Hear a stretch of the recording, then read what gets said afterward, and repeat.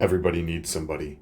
Genesis chapter 24, verses 1 through 27. Abraham buried his wife Sarah in the previous chapter in Genesis chapter 23, verse 19, and now he was old, and well stricken in age, 140 years old. 100 when Isaac was born, in Genesis chapter 21, verse 5, and 140 when Isaac was married, Genesis chapter 25, verse 20. With Isaac 40 years old, his son Isaac was not married and had emotional problems with the death of his mother in Genesis chapter 24, verse 67. Abraham's help, however, was not only in the Lord God, but in his chief servant. What kind of a person are you at your job?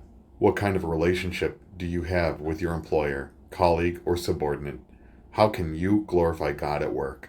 Why is work not merely work, but a test of our worth? Walk and witness. First, be dutiful and dependable in service. Genesis chapter 24, verses 1 through 8.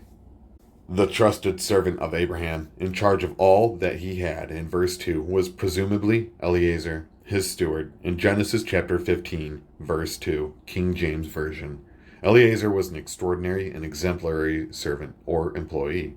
Eliezer incredibly addressed Abraham or Isaac 19 times as my master, in verses 12, twice, in verses 14, 27, thrice, in verses 35, 36, twice, verses 37, 39, 42, 44, 48 twice, 49, 54, 56, and 65.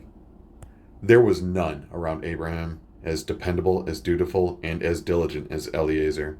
Eliezer's loyalty was unquestioned, unparalleled, and unflagging. The aged Abraham poured out his heart and soul to the capable, committed, and caring Eliezer, choosing, commanding, and commissioning him to the first ever oath in the Bible in verse 8.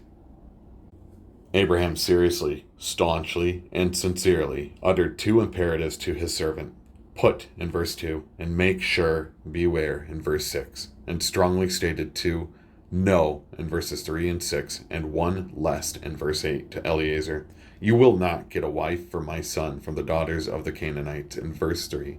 Make sure that you do not, lest take my son back there in verse 6, and do not take my son back there in verse 8.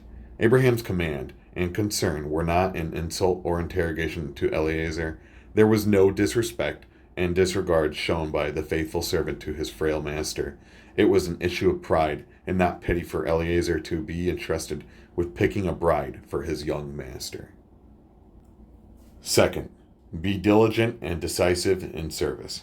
Genesis chapter 24, verses 9 through 14. Eliezer was selfless, sincere, and smart. He took down Abraham's orders, obligations, and options in verses 5 and 6 to prevent mistakes, misunderstandings, and misjudgments. There was lots of planning, preparation, and personnel for the journey. Handling 10 camels in verse 10, his men in verse 32, and goods on the journey was no easy task. After all, his master was too old now, too far away, and too different from him to help him.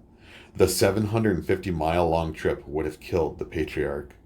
The verbs in his prayer, give success, and show in verse 12, are imperatives, indicating his decisiveness, determination, dependence, and desperation.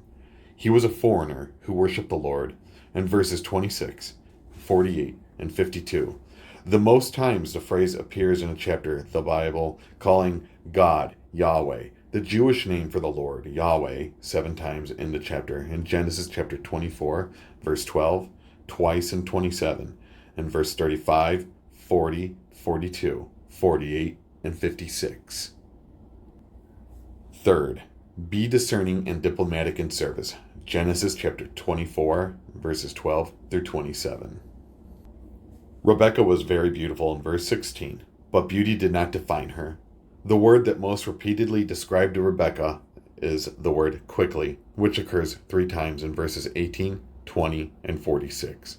On top of that, she also ran in verse 20 to the well. Rebekah not only gave him a drink upon his request in verse 18, and on her own initiative made sure the camels have finished drinking in verse 19.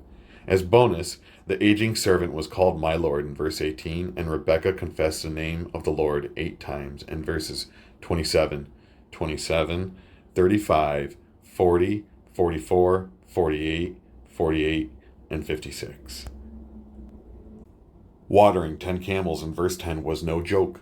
The verb draw water is mentioned 8 times in the chapter, in verses 11, 13, 19, twice in 20, verse 43, 44, and 45. It was a tiring, taxing, and tedious exercise. To the servant's request for the accommodations in verse 23, Rebekah added plenty of straw and fodder to lodging in verse 25. Finally, to the sly and shrewd Laban, the servant persuaded, prompted, and pestered him with the no-nonsense imperatives, tell me, in verse 49 twice, and twice the imperative, send me away, in verses 54 and 56. In conclusion, it's been said loyalty is a scarce commodity. A good and loyal servant is one who is productive, prudent, and patient, not one who is provoked, problematic, or presentable. Do you understand your boss' heart and mind? Do you have a good relationship with and a high regard for your employer? What are his or her fears and faults? What is his dream and delight? Do you have the initiative, inspiration, and inclination to work? No matter the status, sector, or situation, let us learn to turn to God, trust each other, and to touch each other's lives, serving the Lord and others gratefully, genuinely, and graciously.